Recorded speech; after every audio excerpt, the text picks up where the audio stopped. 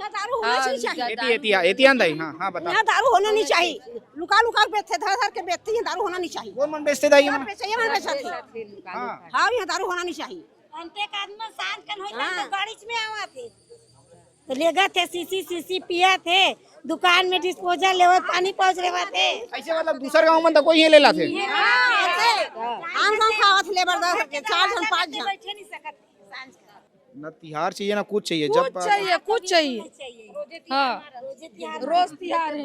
चैन दारू पिया तेगर मन रोज तिहार। तिहार कहा थे कबर बकत है कि तो अपन घर के दरवाजा में बकत हन कहा थी पानी भरल जावे तब बोरिंग में बका थे। ये बताओ लड़का मन पढ़ाई कर पाते कि नहीं कर पाते अभी? गाड़ी खड़ा कर दे थे बोरिंग में से घूमत तो जाच नहीं सका तरिया जाच नहीं सका माई लोगिन मन।